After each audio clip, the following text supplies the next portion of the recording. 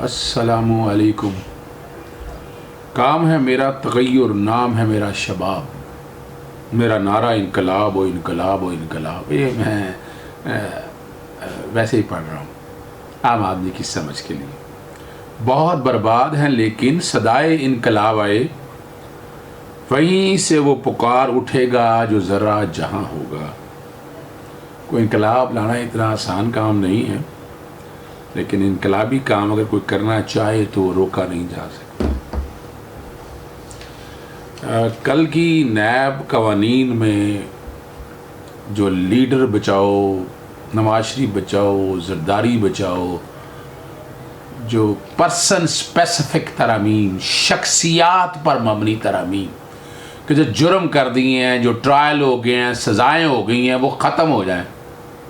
सिर्फ और सिर्फ सज़ाएँ ख़त्म ना हो, बड़ी अजीबो गरीब तरामीम तजवीज़ की हैं कि सज़ा ट्रायल कोर्ट दे भी दे, जब तक सुप्रीम कोर्ट तक फ़ैसला ना हो वो सरकारी ओहदे भी एंजॉय करें, उन्हें डिसक्वालीफाई भी ना किया जाए।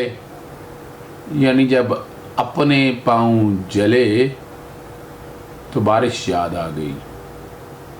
खुदारा ये अपनी ज़ात से निकलें, खुद गर्जी से निकलें और आगे की तरफ बढ़ें।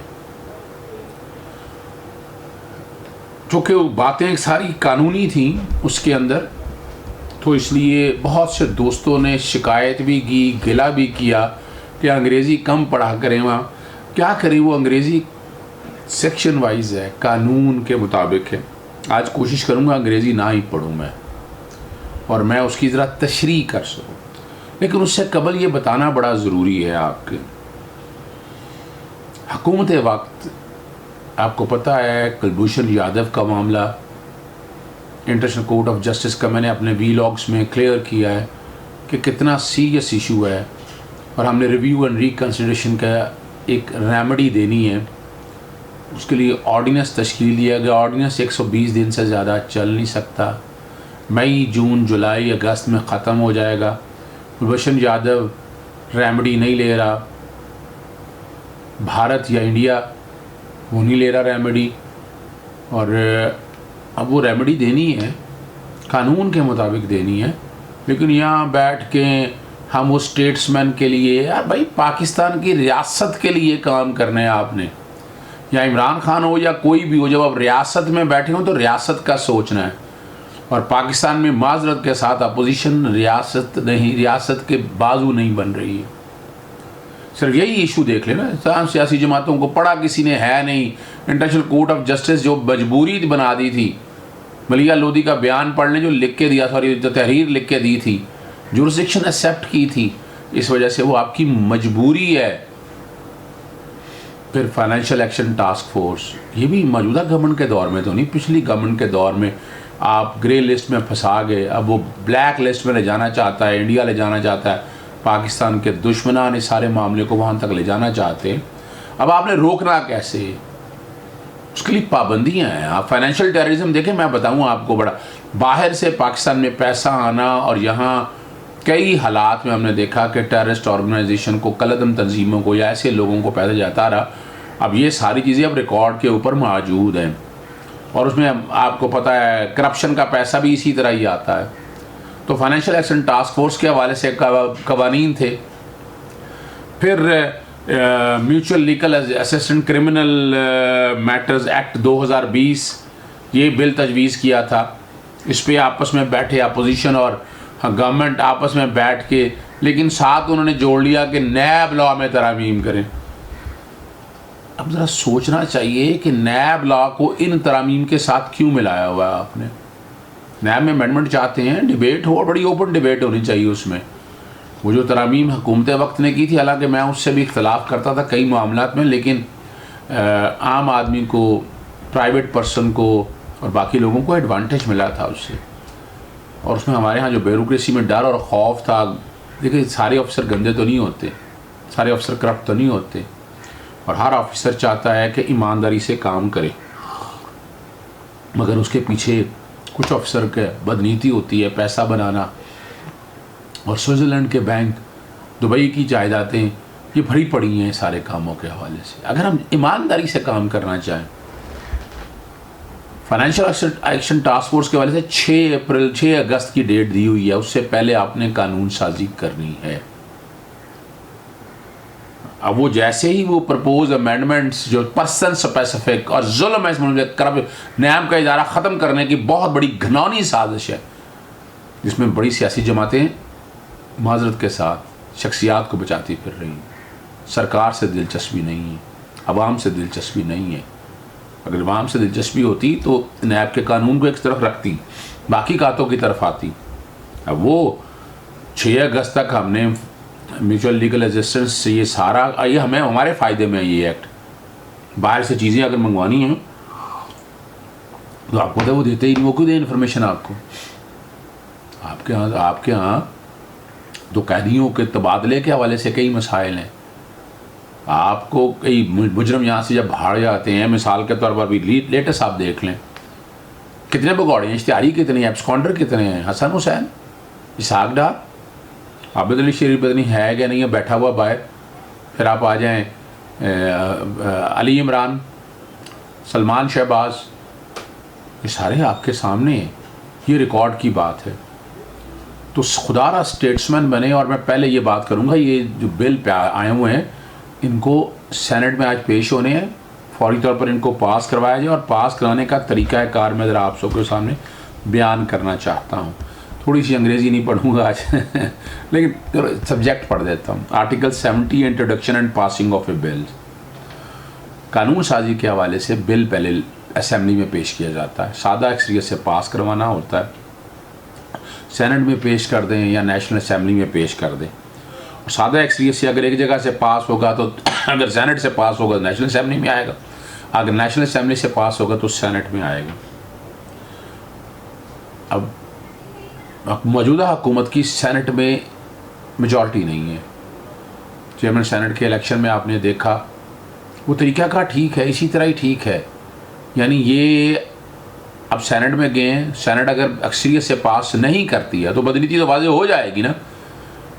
फिर क्या है इसका स्टॉप गेज अरेंजमेंट, या सॉरी स्टॉप गेज अरेंजमेंट तो नहीं कहूँगा, इसका हल परमानेंट हल क्या है।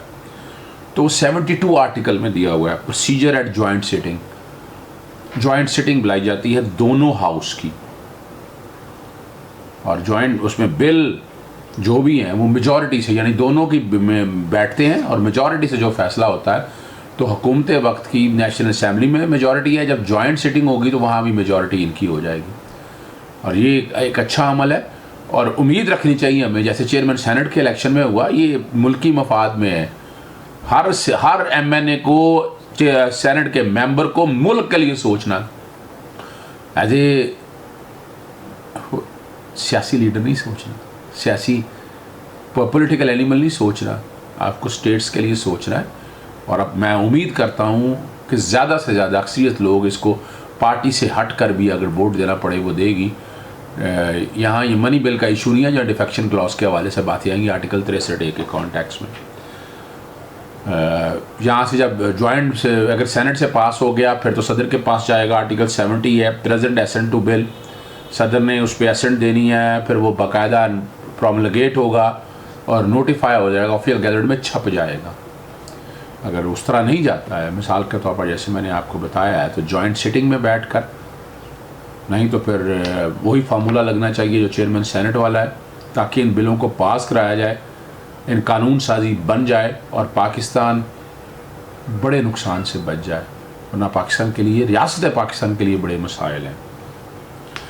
ये मैंने आपको वजह इसलिए बताई है कि ये वो वजूह हैं, इसको जोड़ा जा रहा है नैब की, और नैब में घिनौनी साजिश क्या हो रही है। यानी ये मैंने आपको कल 42 सफ़ों का आपको मैंने ये दिखाया था जो प्रपोज अमेंडमेंट्स हैं पाकिस्तान पीपल्स पार्टी और PMLN की, और इसके अंदर तकरीबन 34 तरामीम चाहते हैं। लोग कह रहे हैं 34 पंचर, चले मैं 34 पंचर नहीं कहना चाहता, 38 सेक्शन तक इजाफा होगा, तो समझना है 38 सेक्शन भी नया दाखिल करना है। और मैंने वो 38 सेक्शन आपके सामने अंग्रेज़ी में पढ़ा था, ज़रा उर्दू में समझा देता हूँ। ये नवाज शरीफ के हवाले से है। वो कहना ये चाहता है कि ये देखिए दो इसमें बहुत ख़तरनाक तरीके से बड़ी चालाकियाँ की गई। एक तो बताया गया कि नवंबर 1999 से इस कानून का इतलाक़ होना चाहिए, 1984 से नहीं। वो आवाम को बेवकूफ़ है। वर्चुअली जो इसमें काम होना है ना, पहले मैं वो बता देता हूँ। जो काम असल में होना है वो सेक्शन 18 मैंने पढ़ा था आपके लिए कि सेक्शन 18 में तरमीम किया है कि कोई भी इंक्वायरी, इन्वेस्टिगेशन या रेफरेंस वो जो जिस इलाके में ट्रांजैक्शन हुआ या वक़ूआ वो 5 साल के अंदर बस, यानी आज 2020 में ये पास होता है तो 5 साल पीछे चले जाएं, 2015 से पीछे नहीं जा सकते। यानी इससे पहले जितने रेफरेंस और जो कुछ हुआ वो सारा सत्यानाश हो जाएगा। जो चालाकी की है या जो करना चाह रहे हैं या जो देखना चाह रहे हैं या माइंड में जो चीज़ें हैं, अगर वो समझिएगा। अंग्रेज़ी थोड़ी सी तो पढ़ लेने देना, चले मैं पढ़ लेता हूँ। ये प्रोविज़ो जो है समझने के लिए, provided however that NAB shall not conduct any inquiry or investigation or file any reference for an alleged offence after the passing of 5 years from the date of transaction or act constituting the offence. Section 18 जो reference file करने का कहता है 5 साल, यानी वहाँ पर अगर कह दिया कि 1999 से इसका इतलाक़ होना है, नवंबर, वो लफ्ज़ पढ़ देता हूँ, चले वो भी अंग्रेज़ी में पढ़ना है।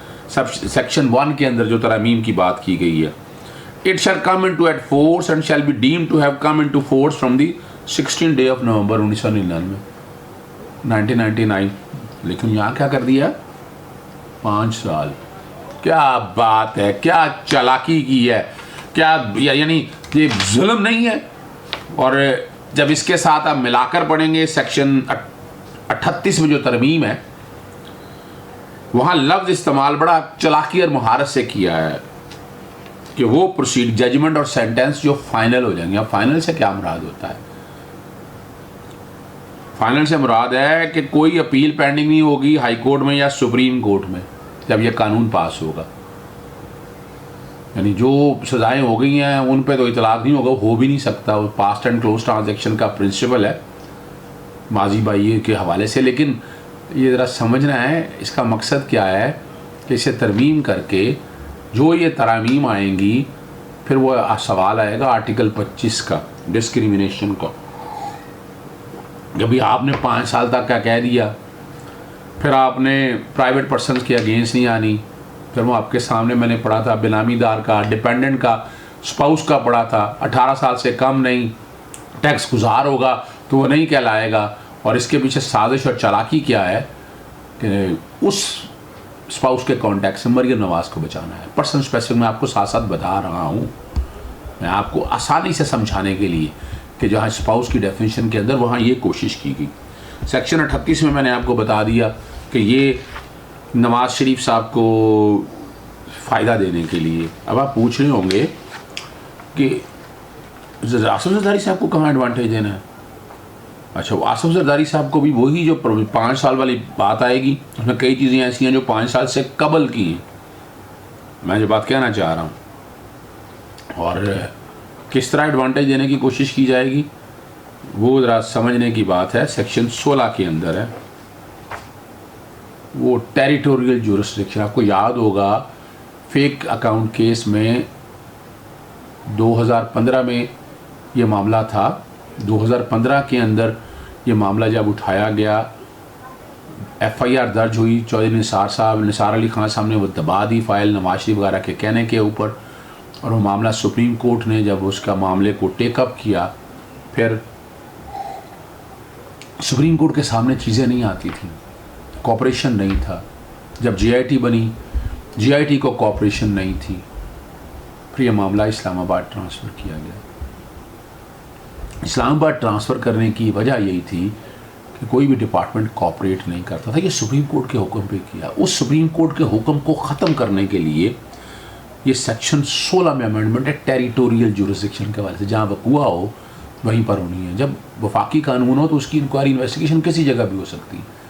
यानी मिसाल के तौर पर लाहौर में वाक़या हुआ है तो लाहौर की इंक्वायरी या इन्वेस्टिगेशन जो भी है वहाँ मैं किसी और जगह से भी करवा सकता हूँ, कानून इजाज़त देता है, लेकिन यहाँ ये रोक दिया। फिर उसके बाद सिर्फ यही नहीं है, फिर ये कह दिया कि अगर पब्लिक ऑफिस होल्डर है जिसे लाल के में इलेक्शन लड़ाओ। यानी ये भी एक यानी ये नैब लॉ में तरामीम करना क्या चाह रहे हैं, इतनी ख़तरनाक तरामीम है। ये भी पर्सन स्पेसिफिक है, और पर्सन स्पेसिफिक नवाज शरीफ के हवाले से, मरियम के हवाले से वो सेक्शन 15 के अंदर भी है। पहले होता था कि डिस्क्वालीफाई सेक्शन 15 के तहत 10 साल के लिए आप नाअहल हो जाते थे, कोई सरकारी ओहदा नहीं ले सकते थे, अगर MNA MP हैं तो वो ख़त्म हो जाती थी, और इसी बेस के ऊपर ही ना बाकायदा सज़ा होने पे मोहम्मद अज़हर सिद्दीक़ का केस यूसुफ रज़ा गिलानी को डिस्क्वालीफाई इसी पे करवाया था, और इसी को सामने रखते हुए वो आर्टिकल 62 और 63 के अंदर हम सामने लेकर गए थे। हम सॉरी, ये यूसुफ गिलानी का इसमें नहीं आएगा, आर्टिकल 62 63 के हवाले जाएगा। नवाज शरीफ और मरियम नवाज साहिबा लफ्ज़ था पहले forth which ceases to hold office, public office. अब इसकी जगह कमाल कर दिया है इन्होंने, ceases to hold public office after the appeal process against his conviction has been exhausted. Nawaz Sharif साहब की आपको पता है अल अजीज़िया में और आइवन फील्ड में सज़ा हो चुकी है, और सस्पेंड हुए भी गालिबन 2 साल हो गए हैं।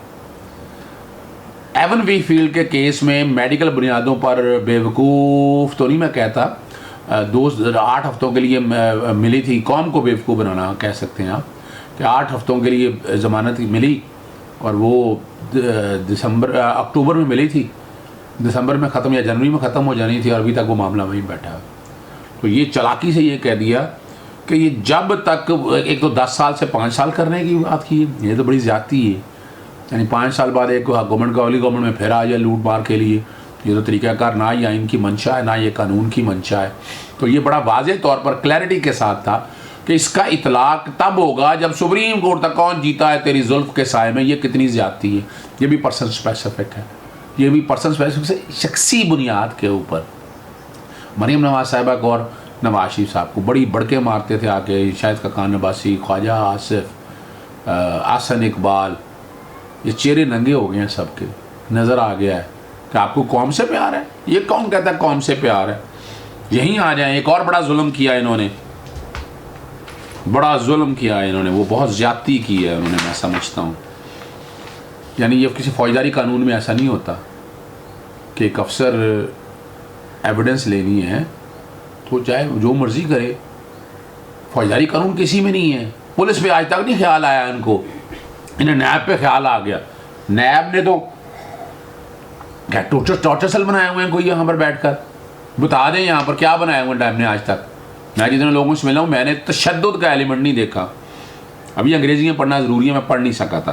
Provided however that any person may file a complaint or bring a suit against any officer of a NAB, any officer का नैब चेयरमैन पे भी ले आएँ, फॉर फिजिकल टॉर्चर और हरासमेंट में भी ले आएँ, caused by NAB officer or for falsely implicating any person। यानी ये क्या मजाक है। आज तक फौजदारी में तो अब झूठा मुकदमा कोई दर्ज कराता है 188 का कलंदरा तो ठीक नहीं कर सके जब से पाकिस्तान बना, बल्कि 1898 का कानून है। चले पाकिस्तान बनने से पहले बताएं, ये जुल्म नहीं है? नजर आ रहा है कि फ्रॉड कर रहे हैं आप। You are committing a fraud on statute. Agha Shorish Kashmiri का केस पढ़ लें आप, कितना जुल्म और ज्यादती है सारे मसले में। फिर आपने बड़ा जुल्म किया, सेक्शन 33F और 33G डाला है कि आप पब्लिक स्टेटमेंट नहीं दे सकेंगे। आप अगर देंगे तो आपको 1 साल 1 महीने की सज़ा और 1 लाख रुपये जुर्माना, 10 लाख रुपये जुर्माना होगा। थोड़ी देर के लिए वक्फा जी, ब्रेक लेना थोड़ी सी ज़रूरी होती है। तो ब्रेक के बाद हजूम दे के रास्ता नहीं बदलते हम, किसी के डर से तकाजा नहीं बदलते हम। 1000 ज़ेर कदम रास्ता हो खारों का, जो चल पड़े तो इरादा नहीं बदलते हम।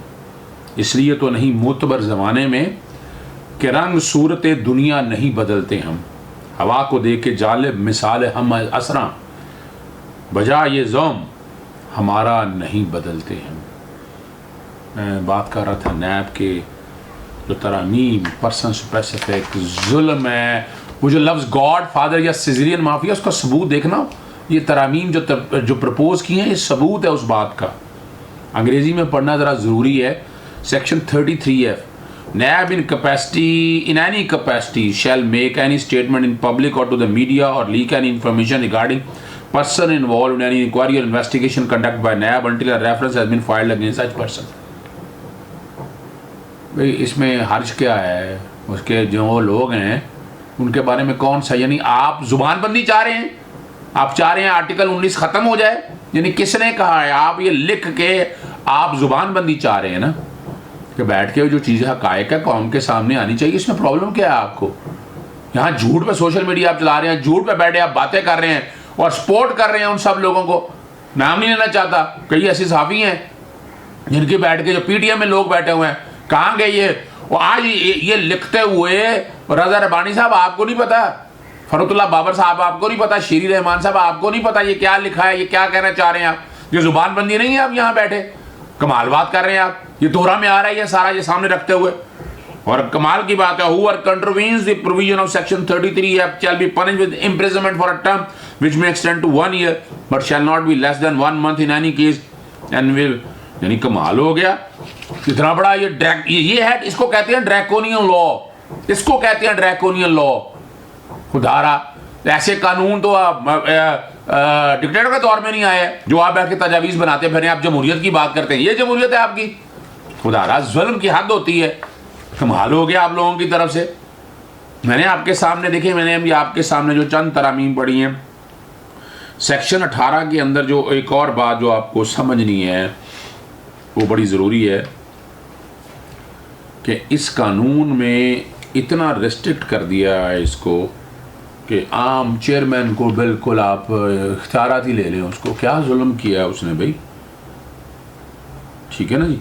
अगर किसी बंदे को बुलाना भी है आप तो पकड़ ही नहीं सकते, इस तरह बांध के रख दिया है अटेंडेंस के लिए भी। ये डिपेंड करता है एक्यूज कौन है, विटनेस कौन बन सकता है, गवाह कौन बन, किस हैसियत में वो भी उसको बुलाएंगे, बुला के आएगा, फिर ये इन्वेस्टिगेशन में तय होता है ना।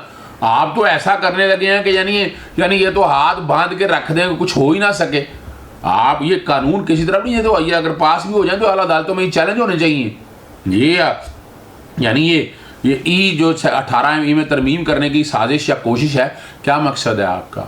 नज़र आ रहा है क्या? आप बैठे आप इस एहतसाब का इदारा वैसे ही बंद करना चाहते हैं। इल्ज़ाम लगाए जाते हैं कि KPK में एहतसाब का, भाई सूबाई सतह पर एहतसाब का इदारा नहीं बन सकता नैब के हवाले से। सिंध गवर्नमेंट बड़ी कोशिश करती रही है, आइन के आर्टिकल्स बड़ा वाज़ेह तौर पर वो रोकते हैं इस बात को। आप क्या चाह रहे हैं? आप चाह रहे हैं कि इस तरह का एक निज़ाम लाया जाए, यानी सूबे और वफाक आपस में 18वीं तरमीम ने पहले बड़ा सत्यानाश किया हुआ है। आप एहतसाब के निज़ाम को भी अपना क्वेश्चन मार्क, और वो इसी बात के ऊपर भाई वो KPK ने गलत किया था, KPK नहीं बना सकती एहतसाब का इदारा, एंटी करप्शन डिपार्टमेंट बना सकती है। और वो एंटी करप्शन डिपार्टमेंट का आप बता दें, परफॉर्मेंस बता दें, कोई मैं चैलेंज करता हूँ, आप बता दें, कोई सहाफ़ी जो बड़े बड़े ये सोशल मीडिया पे चलते हैं वो बता दें आकर कि एहतसाब के इदारों में जो एंटी करप्शन के डिपार्टमेंट है उनकी परफॉर्मेंस क्या है, उन्होंने क्या किया सूबाई हुकूमतों के, किस बड़े लीडर के खिलाफ, किस आदमी के खिलाफ, किस ब्यूरोक्रेट के खिलाफ क्या कुछ किए हैं। मैं रोज़ाना देखता हूँ यहाँ एंटी करप्शन डिपार्टमेंट पंजाब का सत्यानाश है, बुरा हाल है, कुछ भी नहीं कर पा रहा। मैं कई केसेस जैसे बता सकता हूँ कब्जा ग्रुपों के खिलाफ, जो उसके चीफ जस्टिस मियां जैसे साकिब निसार साहब ने खोकर ब्रदर्स के खिलाफ बड़ा ज़बरदस्त वाज़ेह तौर पर एक ऐसा केस लिया था, लेकिन बड़ा जुल्म किया उसके अंदर। आप परेशान हो जाएंगे तो ये सारा मामला हुए हैं, इतनी दिक्कत और तकलीफ और परेशानी है यहाँ तो अगर देखें नैब का इदारा है जो काम एक कर रहा है, तो यहाँ बैठ के आपने तो हाथ काटने की कोशिश की है। फिर आप आ जाएँ, मैंने सेक्शन 15 आपके सामने पढ़ दिया, फिर आपके सामने आ जाएँ सेक्शन 9 जो सबसे अहम, अब सेक्शन पहले मैं ज़रा सेक्शन 9 पे आ जाऊँ। सेक्शन 9 और वो कमाल की पड़ता है कि जिसमें बेनामी एक्सप्लेनेशन और closure of inquiry or investigation के हवाले से बात की। फिर जो 1 बिलियन का आपने लगा दिया, 99,99,999 रुपये पे आप कुछ कर नहीं सकते, ये भी एक अजीब काम किया है। आप देखें अमाउंट नहीं रख सकते इसके अंदर, कई जगह misuse of authority pecuniary loss हुआ है, लेकिन मिसयूज़ ऑफ अथॉरिटी से डिटरमिन करना बड़ा मुश्किल काम है पेक्यूनरी लॉस कैसा है। पब्लिक ऑफिस होल्डर के हवाले से, प्राइवेट पर्सनस के हवाले से आप बात कर सकते हैं कि उसने नुकसान दिया या क्या किया, आप वो बातें आप सारी हो सकती हैं, लेकिन आप ये मिसयूज़ ऑफ अथॉरिटी को आप कॉर्पोरेट कैसे करेंगे, किसके साथ मुवासलत रखेंगे आप? ये बड़ी ज़्यादती है, ये बड़ा जुल्म है, आपको ये सोचना पड़ेगा। और ये जो लिमिट है SOPs रूल्स में बना के आपको फॉर द टाइमिंग ताकि चेंज करते हैं ना, तो ये लॉ में रख के रेस्ट्रिक्ट मत करें आप, ये बड़ी ज़्यादती हो रही है।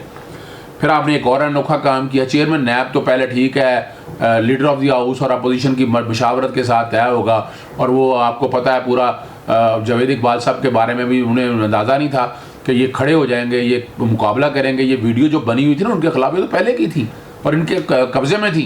ये उसी तरह है जैसे अरशद मलिक की वीडियो नवाज शरीफ और ख़ानदान का उनके PMLN के लोगों के पास मौजूद थी, और उसको लगाया वहाँ, और लगाया इसलिए ब्लैकमेलिंग कर सकें। ये जावेद इकबाल साहब बिल्कुल ब्लैकमेलिंग में नहीं आए, वीडियो थी, उन्होंने कहा ठीक है। तो ये जो है ना, ये अपोजिशन लीडर, और ये मैं नहीं समझता कि इसकी, बल्कि सेक्शन 9 चेयरमैन नैब की तैनाती के हवाले से तरमीम होनी चाहिए, जिसका इख्तियार सुप्रीम कोर्ट के जज को होना चाहिए। बल्कि मैं कहूँगा सुप्रीम कोर्ट के 4 सीनियर मोस्ट जजेस या उनको होना चाहिए, वो बैठ के तैनात करें इसको।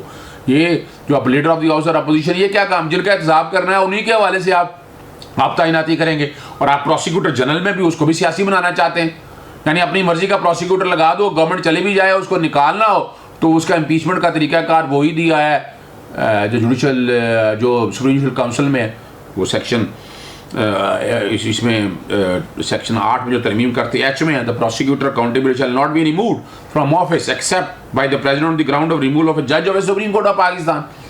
और इसी तरह shall be appointed by the president, B में है, in consultation with the leader of the house and the leader of the opposition in the National assembly.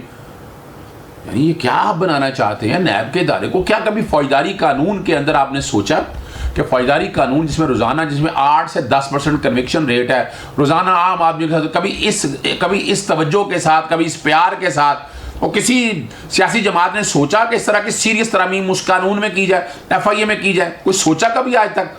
दुख होता है, अफसोस होता है। यानी आप लीडर मरे, आर्टिकल यानी अब आप नजर आती, यानी लोग नजर आते हैं कि लोगों के साथ जुल्म क्या हो रहा है। कहीं ये सबूत है इस बात का, ये इतना बड़ा जो सफ़ा है, ये इतना बड़ा जो पेपर है, ये इस बात का सबूत है कि आप ये आपने अपना 42 सफ़े जो है ना काले कर छोड़े हैं। किस लिए?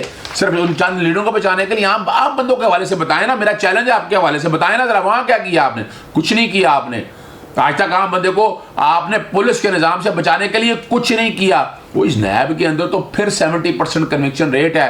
एंटी नार्कोटिक फोर्स में जो राणा सनाउल्लाह साहब जो फर्द जुर्म से भागते फिर रहे हैं और वो लगवाते नहीं है, वहाँ भी 70% ज़्यादा कन्विक्शन रेट है। उन डिपार्टमेंट में ऐसा मसला नहीं है। डिपार्टमेंट तो पुलिस में इतनी इस्लाहत होनी है, उसके लिए आपने कौन सी बताया ना कानून साजी?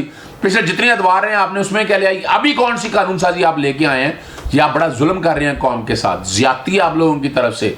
खुदारा ये एक दूसरे से मिलाकर इसको छोड़ के नैब की तरमीम आप करें। सीरियस तरीम अच्छी होनी चाहिए, बड़ा ज़रूरत है हर लॉ में, कानून में। जायश हरफ आखिर नहीं, जैसे 18वीं तरमीम में आप कहते हैं हरफ आखिर है, कौन सा हरफ आखिर है? इस तरह ये भी हरफ आखिर नहीं है। महाराज ये जो तरमीम है, मैं नहीं समझता कि ये किसी तरह से ये मानेंगी पाकिस्तान तहरीक इंसाफ मानेगी, या ये आला अदालतों में चैलेंज होगी तो देर नहीं लगेगी। पर्सन स्पेसिफिक लॉ है, इससे तो आप एडवांटेज दे रहे हैं, फ़ायदा देना चाहते हैं आप। और नज़र यानी करप्शन के दाग जो है ना बजाय, देखा जाए तो इंडिपेंडेंट जुडिशरी में मुदाखलत है। यानी अदालतों में जो मामला अभी चल रहे हैं तो अबेट कर दें आप, उड़ा दें आप अदलिया की आज़ादी को, यानी एक ही फैसले से, एग्जेक्टिव फैसले से सत्यानाश कर दें आप सारे निज़ाम का। ये एग्जेक्टिव फैसले से मुराद मेरा ये है, जो पार्लियामेंट में तरमीम कर लेंगे तो ख़त्म हो गया ना काम सारे, हर चीज़ विड्रॉ हो जाएगी, ख़त्म हो जाएगी, और नैब के पास क्या रह जाएगा? आपने तो नैब को एक टूथलेस इदारा, दांत निकाल देंगे उसके। इस तरह नहीं चलेगा। इस मुल्क में अगर बेहतरी चाहते हैं तो एहतसाब का कड़ा निज़ाम होना चाहिए। इजाज़त दीजिएगा, तजावीज़ आप देते रहें जिस तरह तजावीज़ आपने दी। मैंने कोशिश की आज अंग्रेज़ी ज़रा कम सेक्शंस की पढ़ूँ, बहरहाल पढ़नी पड़ती है। अस्सलाम वालेकुम।